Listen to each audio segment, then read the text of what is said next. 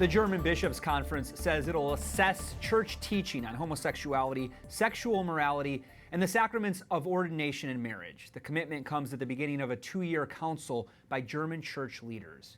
In the statement, the chairman of the Marriage and Family Commission of the German Bishops' Conference, Berlin's Archbishop Heinrich Hack, said the bishops agreed homosexuality is a, quote, normal form of human sexual identity. The comments come after hearing last week from invited medical specialists, theologians, and canon lawyers. Here now to talk more about this is Anian Christoph Wimmer, editor-in-chief of Catholic News Agency Deutsch. He joins me now by Skype from Munich. Christoph, welcome back. Thank you, Jason.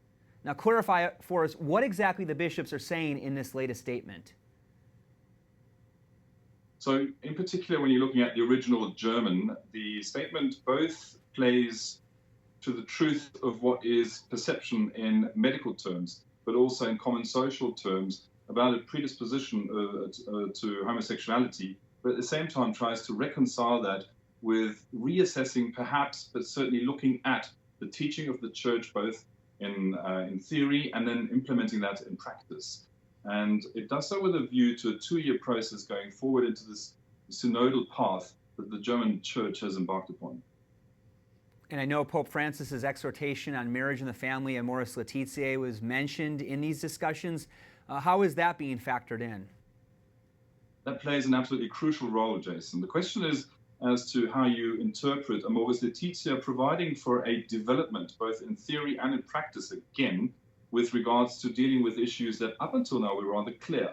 For instance, that the place for lived sexuality for a Catholic is within a marriage between one man and one woman. Going forward, can that change? Archbishop Heiner Koch of Berlin and Bishop Franz Josef Bode of Osnabrück, 2 German bishops attending the consultations, have said, look, we've had developments going forward after Amoris Laetitia with regards to divorced and remarried Catholics receiving communion. Perhaps there is room for us to move forward in another direction as well. And I know that's, creating huge backlash. And I know even when you were on this show last time, we talked about concerns that some of these ideas being discussed could even bring about a schism within the church.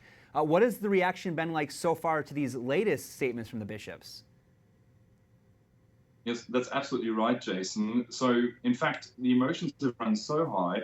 What I'm seeing is a sobering down and a certain carefulness in the public debate when it comes to these questions at the moment.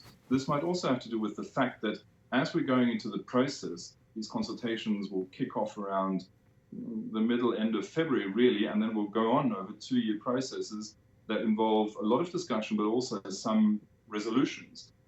People are avoiding any terms that might further exacerbate a situation which is already clearly a church in dire straits when it comes to clarity on issues that are important to every practicing and perhaps even every non-practicing Catholic. So a lot of open questions out there right now in Germany, and you talked about this whole 2-year process. So what are the next steps then for the discussion? What's going on right now in the process, and I guess it carries out for the next 2 years? Well, absolutely. So what you're seeing at the moment is people are trying to stake a claim for the debate as they're going into this process, but also in the public sphere. There are some positions being put forward. There's debate about others. And what we're going to find is that it's not only about homosexuality or sexuality or even sexual morality as it is taught by the church. It is going even further into the core of the magisterium of the church when it comes to the authority within the church, the ordination, the sacramental ordination, for instance, of women. There is a demand, of course, for the priestly ordination of women, as you know. And there are certain other areas also that really touch upon the sacramental life of the church, and not only in Germany, but they do so for the universal church. And there are some who think that the synodal process in Germany should be a model for the church overall across the globe, and others who fear that very development. And they say it could be a ticking time bomb. That's what the critics are saying. So Anian Christoph Wimmer, editor-in-chief of Catholic News Agency Deutsch, thanks for being with us today. Thank you, Jason.